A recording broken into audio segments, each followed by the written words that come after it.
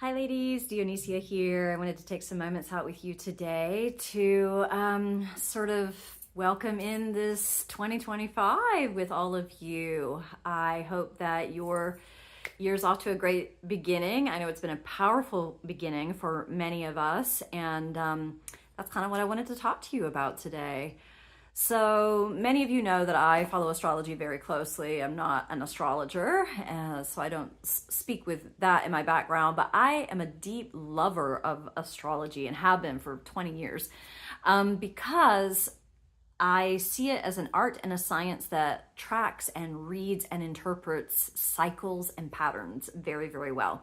And if you've ever done any closer work with me, you know that seeing and naming and traversing and shifting patterns is one of the biggest parts of my magic and my gift in working one-on-one and in groups. And I just wanted to point to the cycles and patterns that are happening now in this year. So if you have any interest at all in astrology, I encourage you to find an astrologer you love to listen to and really tune into them for 2025 because it is a big, big year astrologically. It's also a really big year from the standpoint of prophecy. So you've heard me speak before about there are many, many prophecies from all over the ancient world about this time that we're living in right now. And the one that I most lean into because it deeply resonates for me is the Mayan prophecy. So according to the Mayan prophecy, we are right now in the center point of a huge 20-year cycle of change. And this change is about the old falling away and the new rising. So I think for a lot of us, we feel like we want to just focus on that new that we want. And it's seductive to feel like we could do that and just ignore everything else. But it's been my experience, especially for those of us who are sensitive in any kind of way, that we can't actually get away from dealing with the falling. So someone recently pointed out to me at age 50, like me, we go through our Chiron return. And for myself, my initial response was like, oh my God, another round of healing. Are you for real right now? But this is, another way to talk about what many people term the midlife crisis, because wherever Chiron was when we were born, it's going to hit that point again around age 50, man, woman, otherwise. So, there's really something that happens right there. And Chiron is about the wounded healer. It's about our deepest wounds. So I think for many of us, when we approach midlife, we're grappling with that again. And to be grappling with that in the bigger context of what's happening in our world can be overwhelming. Again, like I said, if we're, sensitive in any kind of way. But January of this month is sort of like setting the tone for the rest of this year. And that's why I wanted to speak about it in this month while we're here. We've just had this huge full moon in Cancer, and that was a moon of deep, deep feeling and feels, all the feels for many of us. And it came on the heels of some big configurations in the early part of the month. We have another big one coming up on the 19th, 20th, 21st, right around the time of inauguration in the US, and some other things at the end of this month as well. So, the opportunity for us here, and I do always like to turn towards the opportunity, what's available for us here, is to get really clear about how we're going to create the year ahead. So a lot of these energies that are happening right now, they offer us a lot of information for what we want to create. And this can happen even as we're witnessing what is coming apart. So, if we were to think about it from the perspective of, let's say there's a new earth rising, there's a new society rising, what would we want that to be? What can we imagine that to be? A lot of us know what doesn't work. We know what we are witnessing that we don't like, but what do we want in its place? This is a really good time to be dreaming that and envisioning that and feeling that. The other thing I think we can prepare ourselves for in this year is a lot of big feeling. There are going to be lots of transits and lots of things that are going to happen that are going to be revelatory. We're going to be, truths are going to be revealed. Things that have been hidden behind the scenes are going to continue to be revealed. We've been seeing a lot of that already. And, that's, again, the astrological standpoint. And I want to, from that place, say, I think what's in front of us to do is to really get with ourselves and take some really quiet time and get with ourselves around how am I going to be with myself in all of this. Like I said, we have a really big opportunity right now to focus on what we would want to create. What would we want a better society to look like? What would we want a more inclusive, more fair, more just world to look like? What would we want a more peaceful world to look like, to feel like? And I think there's a call for us to be doing that inside of ourselves, because for something new to happen, we're going to be the ones to create it. You know, the powers that have been in place and have kept this other thing going, they're not going to create it. They don't want to. They're holding on to what they've already built with, dying breath. So what are we going to create? How are we going to do that? And what is your part in it? What part are you going to play? And as we're contemplating all of those things and getting clear with ourselves about them, we're also going to be navigating a year of a lot of big feeling. Just like this Cancer new moon, I know this one was a real doozy for me and a lot of people that I've been talking to. That might be true for you as well. January's been pretty intense already for a lot of people. And I think one of our callings as feminine beings is to really let ourselves feel. So in the realm of restoring femininity, of really embodying femininity, one of our gifts that we do well to grow, enhance, cultivate is the ability to really feel.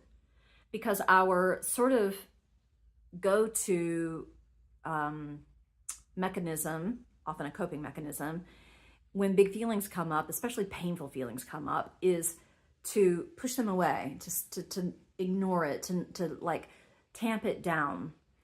And often what happens when we're doing that, especially if we've been doing it for a long time, is then it's going to pop up. I once heard Debbie Ford describe it like, it's like trying to hold balloons under, like beach balls underneath the surface of a swimming pool. You can only hold all of them so much before one's going to pop out. And as soon as you go to try to catch that one, another's going to pop out. And that's often what we do with our emotional realm. And I think we have an opportunity as women who, you've heard me say, are at the forefront of growth right now, at the forefront of, moving ahead right now, is to feel like intentionally. So whenever you've got some stirring happening, if you can set aside some time, it often doesn't take a lot of time, 10, 15 minutes, to just sit down and feel the feelings. Cry if you need to, emote in some other way if you need to. But when we feel them, they come through like waves and then they pass. And when we don't let ourselves feel them and we try to push them down, then they pop up, often in very inconvenient ways and uncomfortable ways. So I would really offer that out to you as an encouragement to get ready for this next year to be a lot of that. So for you to determine, okay, how am I going to be with myself in that? How am I going to do that? How am I going to give myself the space to feel what needs to be felt through here? And if you are a woman who's in your midlife passage, then you are very likely either already in or coming up upon a Chiron return. And what that means is that that's the planet that speaks to our deepest wounding in life. So you can be prepared to be dealing with whatever next iteration, next excavation of that deep wounding is going to be bringing. So for a lot of us, and many of you who've been in the journey with me for a while, we already do that work, right? We've been doing that work for a long time, to the point that we can have the kind of, response that I was sharing earlier about, oh God, really again? And the answer to that question is yes, actually, again. But there's a purpose to it, right? The purpose is that the more we excavate that stuff out of ourselves, the more we clear it, the more it actually heals. And the more healed we are, the more available we are for creating something new, for envisioning a better world for, our loved ones, generations to come, even our own experience of life while we're here in it. And I believe that as a soul group, we incarnated on the planet at this time intentionally. Like, we chose to be here. We're here for this. We're here for this time.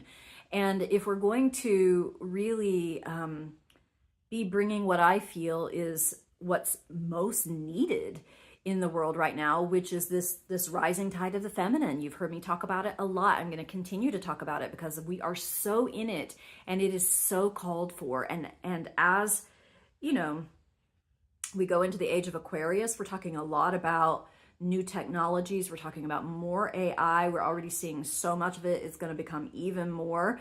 And I think that we need to hold an earthy, grounded, connected to nature, connected to the feminine way, the natural way, even more strongly than we've needed to up to this point. There has to be that counterbalance to all of the, mental realm of technology. So how are you going to feel connected with nature? How are you going to stay in a place of being centered and grounded? How are you going to create time to feel?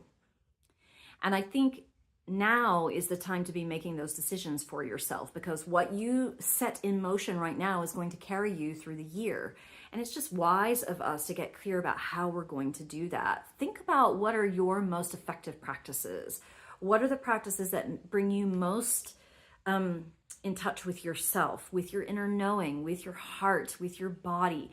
Feminine embodiment is the new wave. It is where we need to go. It is what is being called for on our planet right now. And especially, again, in contrast to, counterbalance to this sort of very intense technological advancement that's about to take off and become even more intense.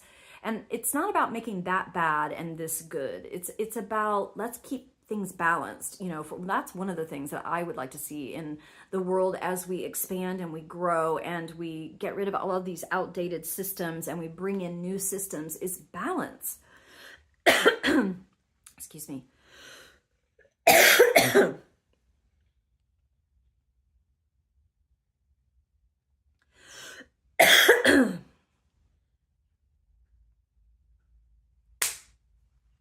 Is balance between the masculine and the feminine, balance between technology and nature, balance in the way that people are being cared for and treated in all of our systems. So I wanted to share all of that with you as I've been thinking about it this week and really contemplating what's really happening. And to that end, I'm going to have several offerings for you in the months ahead. I do have my 6-week sexuality and intimacy immersion coming up starting in March. There's more information about that in the email for you below, as well as, come heal your sacred heart in Avalon, the heart chakra of the planet, in July and August. Come on, retreat with us. That information's in the email below too. I, of course, will continue to make these videos and send them out to you. I want to be in touch with you. I want to keep sharing what's moving through me, what I feel we're headed towards, what I feel is needed for us, what I feel is going to help us stay healthy and well in it, emotionally, spiritually, physically, psychologically. And if you like the content that you're getting through these videos, you can really help me continue to bring all of that to you by just taking a moment to subscribe to the channel. When you do that, it helps the algorithm feed it out to other people that could also benefit. And that's one simple way that you could sort of contribute to the feminine rising in the world, is get our voices out there, those of us who are here speaking. Another thing that I would really encourage you to do is really continue to turn to your feminine spiritual leaders. There's going to be a lot of that coming up in the world and needed in the world. And so really getting clear who you resonate with in that way, and following us, being with us, gathering with us. We're meant to do this together, right? And I would love to hear from you as we go along. If there are things that you hear me speaking about, if there are others of you out there who are in your Chiron return and would love to have a little workshop about that, put that in the comments below. If there are things that you're struggling with, that you're wondering about how this is going to go, put that in the comments. Let me hear what's happening for you. I'd love to be in service to that as we go into this next great adventure together. So, yeah. As always, I'm sending big love to you from my heart, and I personally am excited about the journey ahead. I know there's a lot of trepidation in a lot of people, and for good reason, but there's also the possibility here, the potential here for a lot of excitement, because there's a lot of possibility for creating the new. And I think if we keep ourselves turned towards that, we'll we'll feel better in it. Let's talk about feeling. Let's feel good, right? We'll feel better in it even as we allow the bigger waves of feeling, bigger movements of feeling to move through us. So yeah, I'm really encouraging you to take some time to think about these things that I've talked about today and get some clarity for yourself around that, about how you're going to be going forward into the year ahead, and get really clear about your practices and the things that are working for you, and that you're really engaging with them in your life. I know that many of you have practices through the mystery school. Many of you who are coming new to my work, I have a set of practices in my Sovereign Sexuality online course on my website, and more and more practices that we can turn to really help us anchor and ground and feel and really get into our feminine embodiment. I do believe that that is the thing that we are most called towards right now. It's going to inform all of our decision making. When we are deciding from our heart and from our body and from our knowing, from our womb, we are in a very different vibration than when we're deciding from our mind. We run too much mental energy in this world, and it's part of what has created the imbalance that we're in. It's time for us to all keep coming back to the heart, back to the womb, back to the body. And like I said, I'm going to have a lot more offerings for you in that way in the months ahead. Please do check out the Sexuality and Intimacy Immersion and Retreat in Avalon information below. Let me know if you have any questions about that. My email address is also in the email below. I did have a woman ask me recently if the Sexuality and Intimacy Immersion for this year will have new content in it or different content than the immersion last year. And the answer to that question is yes. I have quite a few new things for you in that Sexuality and Intimacy Immersion coming up starting in March for this year. That's going to actually involve a lot more embodiment practice than I incorporated last year. We'll cover many of the principles that I covered last year, but also have a lot of new content coming into that immersion this year. So I'd love to see you there if you're feeling called to that. Our sexuality, our heart, our spirituality, this is where we want to be turning towards in these times to come. It's what's going to help us through, and it's how we're going to envision and create and move into all the new that's available to us. So that's my heartfelt wish for you for 2025 and for all that's to come. And I look forward to being a part of the journey with you.